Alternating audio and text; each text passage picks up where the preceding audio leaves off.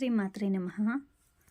ఈరోజు దీపారాధనలో తెలియకుండా చేసే పొరపాట్లు ఏమిటో వాటి గురించి తెలుసుకుందామండి. దీపారాధనలో నూనె శనికి ప్రతినిధి, దీపం సూర్యునికి ప్రతీక. మనకు మన ఇంటికి ఉండే దోషాల నివారణార్థం మనకు వెలుగు అంటే తేజస్సు కలగాలని, నూనె హరించినట్లే మన కష్టాలు హరించి వెలుగు రావాలని దీపారాధన ప్రధాన ఉద్దేశం. అయితే మనకి తెలియకుండానే దీపారాధన చేసేటప్పుడు కొన్ని పొరపాట్లు చేస్తూ ఉంటాము.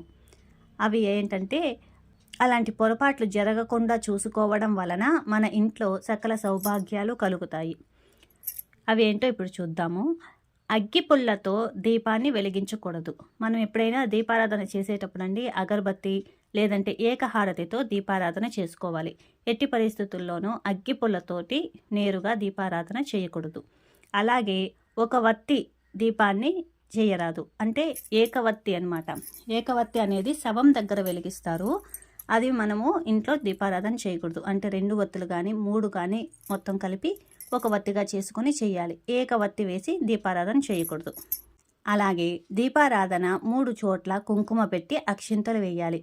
కుంకుమ పసుపు కుంకుమ పెట్టకుండా, అంటే మనం ఇప్పుడు ఏదైతే ప్రమిద కానీ లేదంటే ఇత్తడి దీపాలకి అలా దీపారాధన చేస్తూ ఉంటాం కదా, అలాంటి దీపారాధన చేసే ముందుగా మనము పసుపు కుంకుమ పెట్టి 3 చోట్ల పసుపు కుంకుమ పెట్టి దీపాన్ని నూనె వేసిన తర్వాతనే వత్తి వేయాలండి. అలాగే కొన్ని అక్షింతలు వేసి దీపారాధన అనేది చేసుకోవాలి. అంటే దీపం మనకి లక్ష్మీదేవితో సమానం కదా. దేవుడికి ఎదురుగా దీపాన్ని ఉంచకూడదనమాట. అంటే పటం ఉంటుంది కదా, దేవుని పటము, దానికి ఎదురుగా ఉంచకూడదు. అటుపక్క ఇటుపక్క అలా ఉంచుకోవాలి. అలా పెట్టి దీపారాధన చేయాలి. లేదు అంటే ఒక పక్కగా, ఇప్పుడు చాలామంది 2 కొందులు వెలిగిస్తూ ఉంటారు. అలాగా మరికొందరు ఒకే దీపాన్ని వెలిగించుకుంటూ ఉంటారు. అవి ఏవైనా కానీ మనకి పటాలకి పక్కగా ఉండాలన్నమాట. దేవునికి నేరుగా ఉండకూడదు. దీపం కొండెక్కితే అప్పుడు ఏం చేయాలి? ఓం నమః శివాయ అనేసి 108 సార్లు జపించి తిరిగి మళ్ళీ దీపాన్ని వెలిగించాలి. ఆ వెలిగించేది కూడా ఎలా వెలిగించాలి? అగరబత్తితో కానీ, ఏకహారతి ఉంటుంది కదండి, దాంతో మనము వెలిగించాలన్నమాట.